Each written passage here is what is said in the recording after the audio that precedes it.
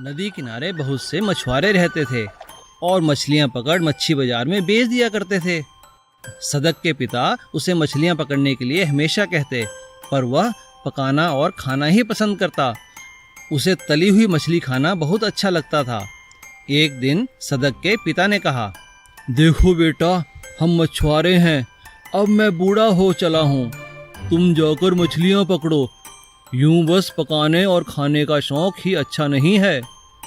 आप चिंता ना करें पिताजी, मैं समय आने पर सब संभाल लूँगा, पर अभी मुझे मच्छी खाने दो। सदक के पिता की बात का उसके ऊपर कोई असर न हुआ, इसलिए उन्होंने अपने बेटे को सबक सिखाने का सोच लिया और नदी पे जाना छोड़ दिया।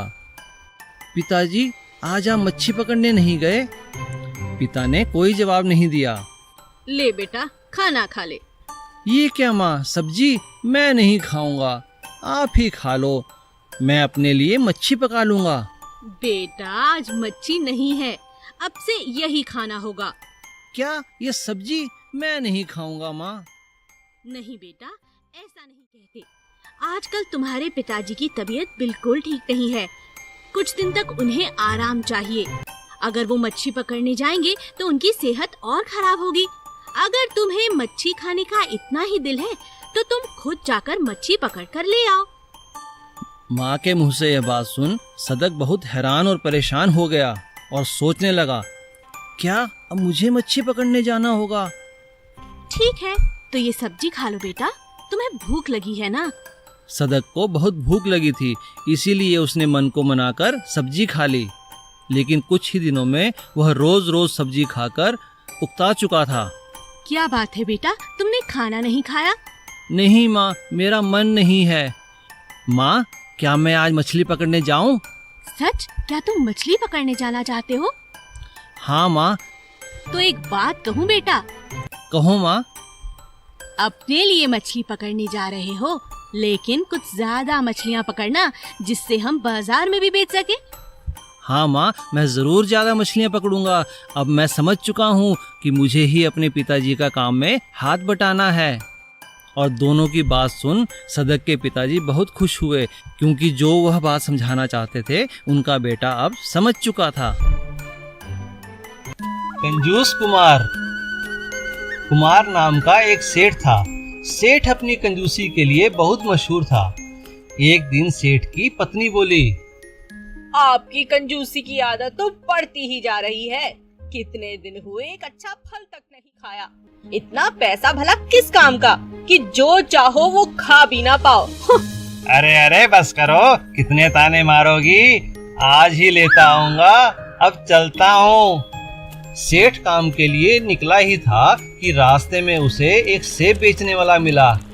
अरे भाई, ये सेब कैसे दिए? सेठ जी, 100 रुपए किलो हैं। अरे क्या पागल हो गए हो, 100 रुपए किलो? सेठ हूँ इसलिए लूटना चाहते हो? नहीं सेठ जी, यह भाव तो सबके लिए है, आप मुझे गलत समझ रहे हैं। सब समझ रहा हूँ, 50 रुपए किलो देने हैं तो बोलो, नहीं तो मैं चला। सेठ जी माफ कीजिए, मेरा सेब महंगा है, मैं नहीं दे सकता। अच्छा, जाओ, मैं किसी और से ले लूंगा। सेठ आगे चला जाता है। लूट मची है, पैसे क्या पेड़ों पर लगते हैं? तभी सेठ को एक और सेब वाला दिखा। सेब ले लो, सेब, मीठे मीठे सेब, सिर्फ 50 रुपए किलो। 50 रुपए? अरे भाई ठीक लगाओ, ये दाम तो बहुत ज्यादा है, मैं तुम्हें 20 रुपए दे सकता हूँ, बोलो दोगे? अरे सेठ जी नहीं, इस दाम में तो मुझे भी नहीं मिले हैं, मेरा खुद का बाग थोड़ी है, अगर होता तो शायद तुम्हें दे देता। अरे जाओ, मैं किसी और से ले लूंगा। आगे जाकर सेठ की नजर एक सेब से लदे पेड़ पर गई। सेठ झटपट पेड़ पर चढ़ गया। अरे वाह, जब मुफ्त के सेब मिल गए तो खरीदने क्यों? और बिना सोचे समझे सेठ पेड़ से लगातार सेब तोड़ता रहा।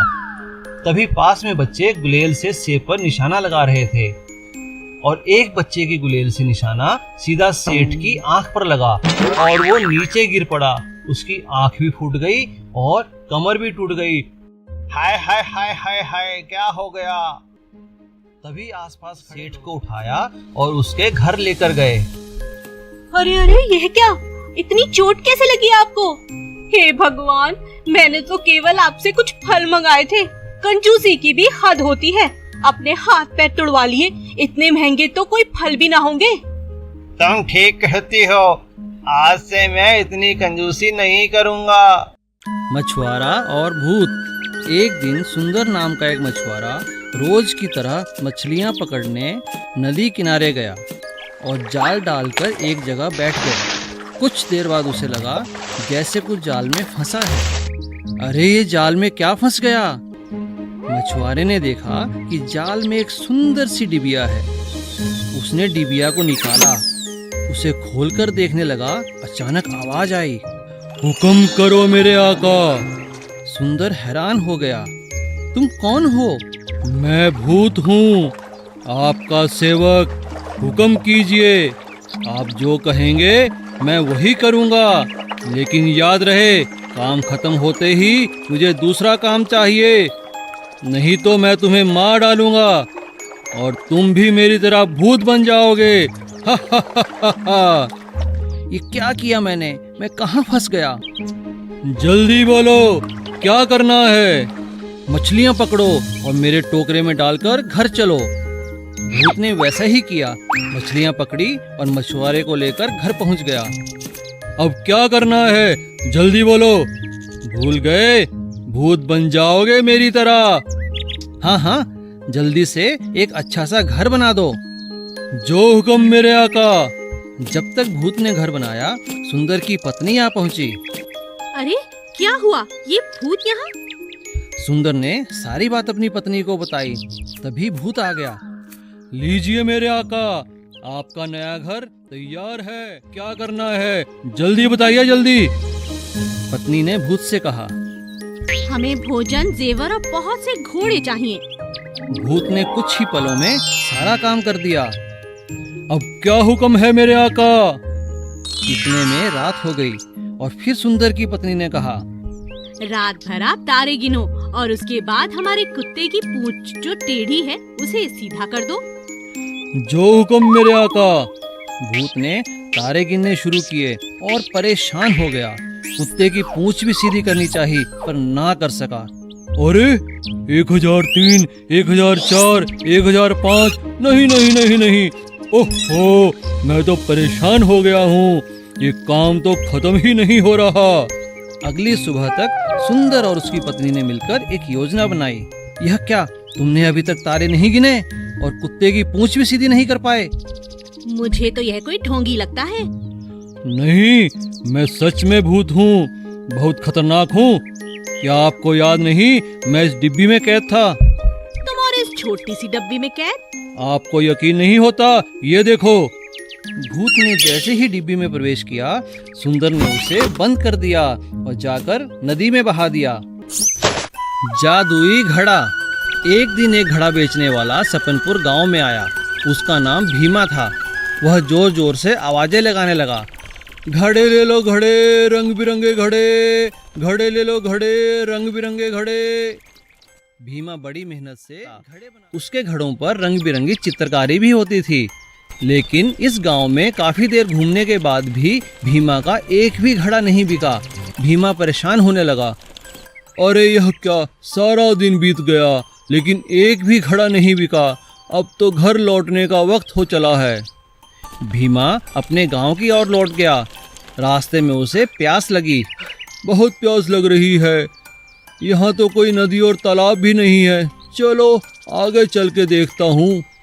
भीमा को थोड़ी ही दूर चलने पर एक कुआं दिखा। अरे, मिल गया पानी का स्रोत, चलो पानी पी लेता हूँ। भीमा कुएं के पास पहुंचा तो देखा कुएं में रस्सी तो है पर बाल्टी नहीं है। इसीलिए उसने अपने घड़ा रस्सी से बांधा, पानी निकाला और पी लिया। पानी पीकर भीमा ने घड़ा वहीं छोड़ दिया। यह घड़ा यहीं छोड़ देता हूँ, गांव वालों के भी काम आएगा। अगले दिन भीमा फिर गांव में घड़े बेचने आया। घड़े ले लो घड़े, रंग बिरंगे घड़े। उसकी आवाज़ सुन सभी लोग घरों से बाहर आ गए और उसके घड़े तुरंत ही बिक गए। भीमा हैरान था। जब भीमा खुशी खुशी घर लौटने लगा तब एक महिला बोली, लो भाई प्रसाद लो। किस बात का प्रसाद है बहन? आप नहीं जानते, हमारे गांव में पानी की बहुत कमी थी, इसी कारण सब बहुत परेशान थे। हम सब गांव वालों ने कुएं की पूजा भी की थी। और जानते हो, सुबह एक जादुई घड़ा कुएं में मिला। कोई नहीं जानता कि वो वहाँ कैसे आया, मगर ये सच है, उस घड़े के आने से कुआं पानी से भर गया है। पंडित जी ने बताया कि ये जादुई घड़ा एक सच्चे मन के यात्री ने रखा है।